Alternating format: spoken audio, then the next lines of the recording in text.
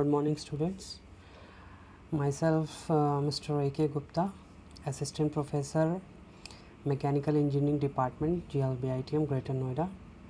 I would be teaching you the subject, an open elective subject for final semester, final year students. The understanding the human being comprehensively, human aspirations and its fulfillment, having a course code of ROE 074. It is a open elective subject and we will be starting with unit 1.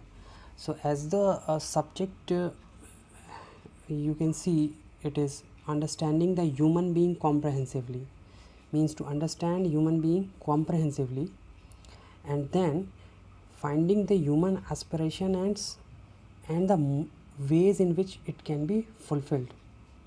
So it will be basically having 5 units and we will be covering one by one. So we are starting with unit 1 and all units have equal weightage, and this course has certain course objective, and the course objectives of this subjects are the first course objective is to help the students having the clarity about human aspirations, comma, goals, activities and purpose of life. Means the students will get the clarity what their human aspirations are, their goals are, activities are, and what is the purpose of their life. The second course objective of this subject would be to facilitate the competence to understand the harmony in nature existence and participation of human being in nature existence. Means how a human being is interrelated with the nature and how nature existence is creating the existence of human being. Third is to help the students to develop the understanding of human tradition and its various components. What are the human traditions which are going on, which were prevailing, which are existing, which will be coming, and its various components. These will be the course objective of this subject. So starting with the unit 1. Now coming to the unit 1, it's the introduction part. Now first of all we should know, as the subject is saying, the understanding the human being comprehensively, human aspiration and its fulfillment. So coming to the unit 1, first part is what are human aspirations. Actually before starting this subject we should know these four answer of these four questions. Then what are human aspirations, why are human aspirations, how can we understand them, why it is necessary to understand them and solve them practically. Now first of all, what are human aspirations? Human aspirations are strong desire, longing or aim, ambition, or you can say a goal or objective that is strongly desired, maybe in the longer horizon or maybe in the shorter horizon, is called as aspiration of a human being. Now basically all human beings aspire for want of the following in their life, and these are the basic aspirations you can say. The first one is continuous happiness and the second one is prosperity. These are the basic aspirations which and every individual would like to desire. Now as the slide progresses we will be having the discussion that what is happiness and what is how it is different from the uh, physical demands or physical needs, and what is prosperity. Now the second question was why are human aspirations, what is the root cause for this human aspiration. So answer for this is that at the level of society, individual aspire to ensure harmony and integration among four levels. Means individual wants and harmony and integration both are required. So for that reason human aspirations are there. Why? At the level of individual, family, society and nature we want harmony and integration. This is the aspiration, this is the desire, this is the innate need of every human being, regardless of age, gender, caste, creed, nation and belief. All the human beings, whether it is of any age, any gender, male, female, transgender, caste, creed, any nation and belief, these four things are required. That is, he wants integration and harmony at the individual level, family level and society level and natural. Means it wants integration with nature, it wants integration with harmony also. If there is no harmony within the family, then the existence of human being is difficult, and so there is an aspiration that he wants an integration and harmony with these four pillars, and so there is a human aspiration in every human being. Now, how can we understand them? Now the next question, how can we understand the what are our aspirations, what are our human aspirations? The best thing is to know, or the best way to know is through self exploration. Self exploration is searching within ourselves. We get the value of ourselves. It is a process of focusing attention on ourselves.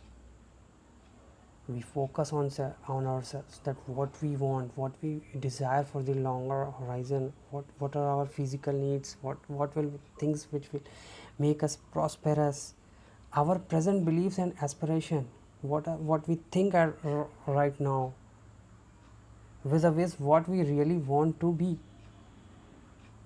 what really we want to be in this life. That will make you understand this what are your human aspirations, and how can you understand your aspiration is through self exploration. That is, you will focus on yourself, that what are your beliefs, what do you want in this life, why have you taken birth in this life.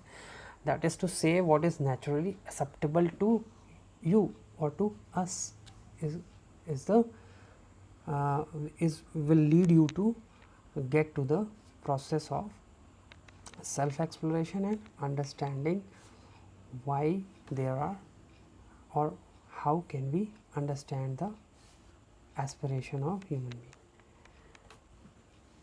Now, why it is necessary to understand them and solve them practically.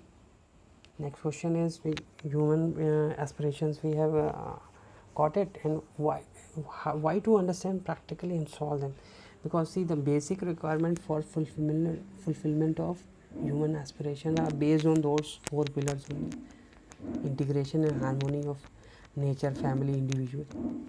So you see, the right understanding, why right understanding? Because is needed in myself. I need to study myself, the human being and the entire existence which I am part, the society of which I am part, the human existence of which I am part. So I should understand the right, I should have the right understanding that I am part of a society. Now, mutual happiness, happiness and prosperity are the root cause of human aspiration. So relationship means mutual happiness. So if we are in relationship with people and other human beings, so if we are in relationship with people and other human beings, so how the interconnection will lead to the mutual happiness.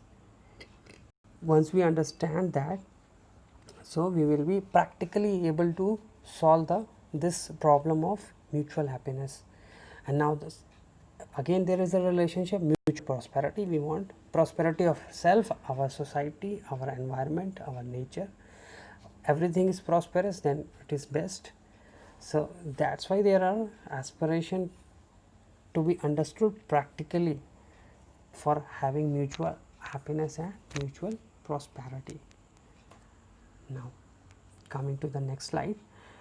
Now, once we have got all gone through all the 4 points of like why are human aspiration, why to understand them practically, why are they, and how to get our aspiration, human aspiration. And the next big thing is, what is prosperity, what is wealth. Most of the people get confused with the prosperity and wealth. Now, wealth is a physical thing, which means having money or having a lot of physical facilities, or having both. As these days people want more and more wealth. They are less seeking the prosperity, but they are seeking for more and more. A lot of wealth means lot of money, lot of physical facilities, having cars, having buildings, having lot of physical facilities, and having lavish life, having jacuzzi for, and having their own farmhouse, and these are the endless physical facilities. These all constitute a wealth. Now what is prosperity? Prosperity is a feeling of possessing more than required. The physical facilities means you are having the physical facilities, but you have a feeling that you are having more than the required. This is the generation of a prosperity, that this gives you a feeling of prosperity. As the slide progresses, we will be discussing it in more detail. Now let's come see here. You can see that there are two persons, both are having money, and one is happy and one is stressed. So the person with smile and a lot of money, he thinks he is more than the expected amount of money, or more money than he is requiring. So he is prosperous, he is happy, he is not stressed. While the other person, you see, he is an Apple laptop and his Apple iPad, has a lot of stress with him, but he has money, but he has lot of stress. So this is the basic difference between prosperity and wealth. See in the figure you can see the difference. The first person is happy, the second person is stressed.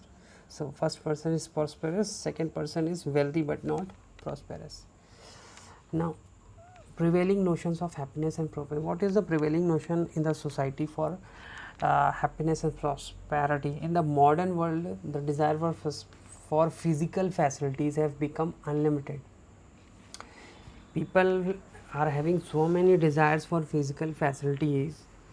The physical facilities are no longer seen as an objective fulfilling bodily needs, but as a means of maximizing happiness. Now people have misunderstood the prosperity or physical facility with happiness. People think that if you are having lot of physical facilities, lot of money, lot of houses, lot of physical items, lot of farmhouses, you will be most happiest person. Lot of servants and everything. This is the notion of the prevailing notion of happiness, but it is not true. That's why we are going through this subject, to understand it. This unlimited desire for physical facilities has become anti-ecological and anti-people, endangering human survival itself. You can see, like, for the want of more and more money, people are keeping the environment at stake. People are doing adulteration in food items. They are not valuing the human lives for their demands of physical needs and physical properties. So this is not the correct notion of happiness. You may be having wealthy, but with wealth you are creating lot of diseases also in you, society, in environment. You are making this earth as not a good place, or not a fittest place for the survival of human being. Now prosperity, you can see, it is the feeling of, as I have already told you, it is the feeling of having more than required physical facilities than required. So people should be prosperous. Like even if you have a car and you think that your work could have been done if you, even with the bike, so you have a feeling that okay, I am having more than the required wealth. So the basic need is the prosperity. The aspiration should be prosperous. To be prosperity creates desire to share what one possesses. However, since the need for physical facilities are limitless, the feeling of cannot be assured. Means at the current notion, it cannot be assured that you are prosperous, because the need for physical facilities, need for new clothes, needs for everything is limitless. Physical happiness, materialistic world is endless. So at the current scenario, it cannot be assured that you are a prosperous person. Exploring happiness and prosperity. Now you see, exploring happiness and prosperity. Happiness, what is happiness? Happiness may be defined as a being in harmony, synergy in the state situation that we live in, Happiness is being in state of liking, and happiness is lack of this synergy or harmony. To be state in a means more and more you are happy, more and more you are synergy in the states, and more you are able to share, linking with the society, link with the people. Unhappy people try to dislink with other people, with the society, with the state. They are not in harmony. So this is happiness, that when you are in state of synergy in a situation, when you are try to link the people, linking the things, yeah, means you are a happy person. In fact, if you are prosperous, then you are a happy person. Happy situation comprises of the feeling of such as trust, respect, or confidence. So if you are happy, then means you are having a feeling of trust, respect, and confidence.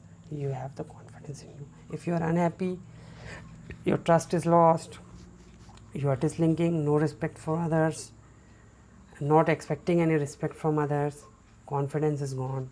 So these are